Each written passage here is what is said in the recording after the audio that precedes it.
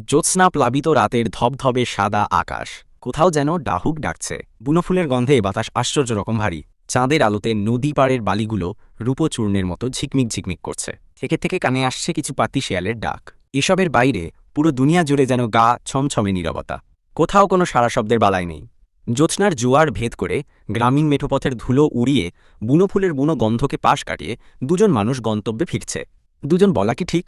ওদের সাথে তো আরও একজন আছে। চাদরে মোড়ানো বরফ, শীতল আস্ত একখানা শরীর, নড়চড়বিহীন। তাকেও কি গোনায় ধরা যায়? জীবনের সম্ভাব্য সকল পাঠ চুকিয়ে যে পাড়ি জমিয়েছে অন্য জগতে, এই জগতের বাসিন্দাদের তালিকায় তার নাম উঠানো উচিত হবে। মাঝে মাঝে বলদগুলো চেঁচিয়ে উঠছে। গঙ্গানি উঠলেই তাদের পিঠে বসে যাচ্ছে সাধু মিয়ার বেতের বাড়ি। এই জ্যোৎস্না মুখরিত রাতে অরণ্যের এই সরু পথ চিনে চলতে বলদগুলোর বিশেষ অসুবিধে হবার কথা নয়। তবু পথ চলতে আজ তাদের রাজ্যের অনীহা। কে জানে, চাদরে মুড়ানো ওই যে নিথর শরীর, তার ভারে হয়তো তারা ক্লান্ত হয়ে পড়ছে বারংবার। এ ভার বয়ে নিয়ে যাওয়া কি এতই সোজা? সত্যিই কি সোজা নয়? যদি নাই বা হবে, শহীদুলের কোলের ওপর ওই নিথর শরীরখানা ওভাবে নিশ্চিন্তে পড়ে আছে কিভাবে? যে পাথুরে শরীরের ভার বইতে বলদেরা অপারগ, তার ভার কত সহজেই বয়ে নিয়ে যাচ্ছে শহীদুল। তার কোলে কেমন নিবিড় নিশ্চিন্তে পড়ে আছে ওই দেহখানা। শহীদুলেরও যেন কোনো ক্লান্তি নেই। সেও নিরাবেগ, নিশ্চল, নিশ্চুপ। কথা শুরু করে সাদ মিয়া। এই ঘন গহীন অরণ্যের মাঝে, যেখানে বন্য জন্তুরাও বেঘোর ঘুমে অচেতন, সেখানে কতক্ষণই বা আর চুপচাপ পথ চলা যায়? অন্তত সাধু মিয়ার মতন মুখরা মানুষের পক্ষে এতক্ষণ মুখ বন্ধ করে রাখা সম্ভব নয়। তা ভাইজান, পোড়ারা মরল কেমন কইরা? মরে গেছে। সংবিদ ফিরে পায় শহীদুল। সত্যিই মরে গেছে। তার ফুটফুটে আদরের সন্তান, যার মাত্র 4 মাস হলো বয়স, সে কি মরে গেছে? তুলতুলে হাতখানা ধরে কত আদরই না করত শহীদুল। দেখতে ভারী সুন্দর হয়েছিল ছেলেটা। সেদিন ডাক্তার বলল, আপনার ছেলের বয়স কত? 4 মাস। অস্ফুটে জবাব দিয়েছিল শহীদুল। ডাক্তার যেন বিশ্বাস করল না তার কথা। মুখ তুলে চশমার পাতলা কাচের ভেতর দিয়ে ভালো করে আরেকবার দেখল বাচ্চাটাকে। এরপর বলল, বাচ্চার ডেভেলপমেন্ট তো খুবই ভালো। দেখে মনে হচ্ছে 1 বছর বয়স। অমন আদুরে চেহারা ছিল যে কেউ কোলে না নিয়ে থাকতে পারত না। তুলতুলে শরীর, সবটা ছাড়িয়ে তার মুখের হাসিটা ছিল ভুবন ভোলানো। চোখে চোখ রেখে মুখখানা খানিক বাঁকিয়ে যখন সে হাসত, শহীদুলের মনে হতো জগতের সকল সরলতা, মুগ্ধতা আর বিস্ময় যেন তার চেহারায় এসে মাখামাখি করছে। তার নিটল চাহনির দিকে তাকিয়ে নিশ্চিন্তে কাটিয়ে দেওয়া যায় একটা মানব জনম। কিন্তু একেবারে হঠাৎ করে সেদিন প্রচণ্ড জ্বর উঠল তার। চোখমুখ ফুলে বিপন্ন অবস্থা। ডাক্তার জানাল তার আমাশয় হয়ে গেছে। সাধারণ আমাশয় নয়, রক্ত আমাশয়। কত যত্ন খেয়াল, কত আদর আর আলিঙ্গনের কাড়াকাড়ি, তার মাঝেও ছেলেটার এমন একটা রোগ হয়ে গেল। তারপর একদিন অকস্মাৎ, একেবারে অনাকাঙ্ক্ষিতভাবে শরীরে খিঁচুনি এসে কাহিল করে দিল তাকে। হাসপাতালে যখন নিয়ে যাওয়া হয়, ততক্ষণে সে আর বেঁচে নেই। কত সহজেই হয়ে গেল বলা। অথচ শহীদুলের কাছে সে ছিল তারা ঝলমলে এক পৃথিবী। যেদিন তার জন্ম হয়, যে ভোরবেলায় কত কাণ্ডই না সেদিন করেছিল শহীদুল। তার পাগলামতে হাসপাতালের সকলে অতিষ্ঠ হয়ে যায়। কেউ কেউ বলেছিল পাগল। হ্যাঁ, পাগলই তো। ঠিক কত বছর পরে শহীদুলের ঘর আলো করে এই রত্নখানি এসেছে, তা কি মানুষগুলো জানে? আল্লাহর কাছে কত করজোড় মিনতি, কত আকুল প্রার্থনা, ব্যাকুল আকাঙ্ক্ষার বহিঃপ্রকাশ, এই ফল তা কি কেউ বুঝবে? হেলেদুলে এগিয়ে চলছে সাধু মিয়ার বলদ গাড়ি। শহীদুল নিরুত্তর। সাধু মিয়া শহীদুলের মনের অবস্থা বোঝার চেষ্টা করে। তার বুকের ভেতর কালবৈশাখীর যে তাণ্ডব বয়ে যাচ্ছে, সেটা সাধু মিয়ার অজানা নয়। সন্তান হারানোর শোকের সাথে সাধু মিয়াও সবিশেষ পরিচিত। তার ছোট মেয়ে পারুল সবে হাঁটতে শিখেছিল কেবল। এক দুপুরে কোন ফাঁকে যে সে পুকুরতলায় চলে গিয়েছিল তা আজও রহস্য। অতটুকুন মেয়ে গুটি গুটি পায় অতটুকু পথ পাড়ি দিয়ে সোজা পুকুরে গিয়ে পড়বে, আর সারা বাড়ির কেউ তাকে একটিবারের জন্যও দেখবে না। তা কি কম আশ্চর্যের ব্যাপার?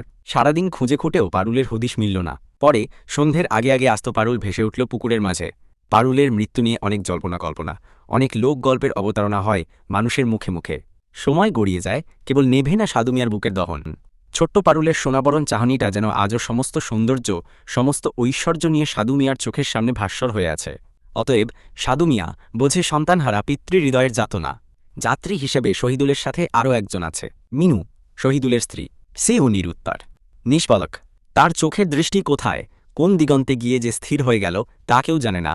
যে জঠর ভেদ করে একদিন এসেছিল প্রাণের ফোয়ারা, সেই ফোয়ারা আজ ফুরিয়ে গেছে, নিঃশেষে মিলিয়ে গেছে শূন্য দিগন্তে। মিনুর বুক ফেটে কান্না আসে, কিন্তু সে কাঁদতে পারে না। অশ্রুরাও আজ পলাতক চোখ থেকে। নিদারুণ অবসাদে ভেঙে আসে শরীর, বিপন্ন বিষাদে ক্ষতবিক্ষত সে, কাতর আর্তনাদে গুঙিয়ে ওঠে মন, তবু আজ যেন কাঁদতে মানা। আজ কি কাঁদবার দিন? পাথরের মূর্তির মতন বসে থাকে সেও। জোছনা রাঙানো রাতের আকাশ, বুনো ফুলের মনোহর গন্ধ, মাঝে মাঝে ডাহুকের ডাক, এ সব কিছু জুড়ে মিনুর কত মুগ্ধতা। কিন্তু শোক আর শখের লড়াইয়ে আজ শোকটাই জয়ী। এই তারাভরা রাত, অরণ্যের অসামান্য সৌন্দর্য, কোনো কিছুতেই আজ মিনুর মুগ্ধতা নেই। সাধু মিয়ার বলদের গাড়ি যখন জালাল মাস্টারের উঠোনে এসে পৌঁছয় তখন আকাশ ধবধবে ফর্সা হয়ে গেছে। ভোরের সোনারাঙা রোদ এসে পাতায় পাতায় জাগিয়ে তুলেছে শিহরণ। ঘুম ভেঙেছে পাকপাখালির। তাদের মুখরিত কলরব চারদিকে তৈরি করেছে ব্যস্ততার আবহ। সবুজ ঘাসের মাথায় জমে থাকা শিশির বিন্দুর ওপর রোদের ছোঁয়া এসে লাগায়, সেগুলো স্বর্ণরেণুর মতন ঝলমল করে উঠল। ভোর হয়েছে। জালাল মাস্টারের বাড়িতে শোক যাপনের একটা আগাম প্রস্তুতি নেওয়া ছিল, কেবল আনুষ্ঠানিক যাত্রাপর্বটাই বাকি।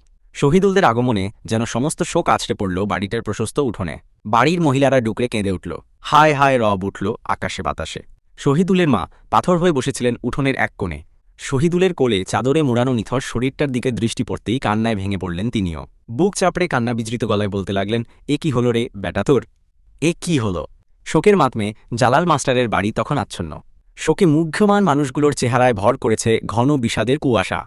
রোদের তীব্রতাও এই কুয়াশা কাটাতে পারে না। একখানা মাদুরে আলতো করে শহীদুল শুইয়ে দিল তার কোলে থাকা নিথর শরীরটাকে। তারপর আস্তে আস্তে অনাবৃত করল তার চেহারা। যখন চাদরের আবরণ ভেদ করে প্রস্ফুটিত হল সন্তানের অবয়ব, শহীদুল আর নিজেকে ধরে রাখতে পারল না। জমানো শোকের ভার আর সইতে পারল না সে। সন্তানের অনড় দেহটাকে বুকের সাথে জড়িয়ে নিয়ে হাউমাউ করে কেঁদে উঠল। চুমুতে চুমুতে ভরিয়ে তুলল সারা দেহ। এখনো পাথর মূর্তি হয়ে দাঁড়িয়ে আছে মিনু। মাদুরে শোয়ানো সন্তানের দিকে তার দৃষ্টি নিবদ্ধ। চেহারায় নেমে এসেছে কালবৈশাখীর সমস্ত ঘন কালো মেঘ। তার অসহায় চাহনি, ব্যথাতুর চোখে সে যেন শেষবারের মতন দেখে নিচ্ছে বুকের মানিককে। রাক্ষসী! বিপুল জনতার স্রোতে একটা রব উঠেছে বটে। ও বাড়ির আলিয়ার মা, যাকে সবাই রাঙা মা বলে ডাকে, তার মুখ থেকেই বেরিয়ে আসে এই শব্দ। মুহূর্তে জনতার সকল মনোযোগ, সকল আকর্ষণ যেন এই একটি শব্দকে কেন্দ্র করে আবর্তিত হতে শুরু করে। এ কান ও কান থেকে ৭-৫-১০ কান হয়ে গেল। সবার তীক্ষ্ণ তির্যক দৃষ্টি এসে পড়ল উঠোনের অন্য পাশে জবুথবু হয়ে দাঁড়িয়ে থাকা বেচারি মিনুর ওপর। ভিড় ঠেলে এগিয়ে এলো শহীদুলের মা।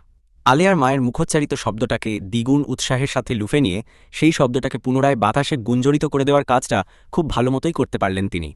আরও বহুগুণ শোকে যেন ভেঙে পড়লেন আলিয়ার মায়ের আঁচলে।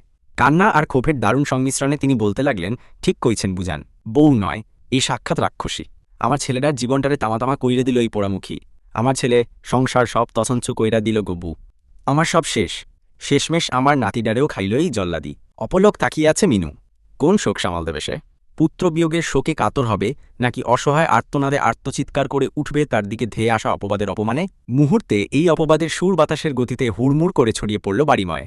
সবার কাছে একটি ছোট্ট শিশুর মৃত্যু ঘটনার চাইতেও গুরুত্বপূর্ণ হয়ে উঠেছে শহীদুলের বউয়ের রাক্ষসী হয়ে ওঠার গল্পটাই। চারিদিক থেকে ভেসে আসতে লাগল চিচিক্কার। মহিলারা মুখে কাপড় দিয়ে বলছে, রাক্ষসীই বটে। পুরুষেরা ধিধিক্কার করছে শহীদুলকে।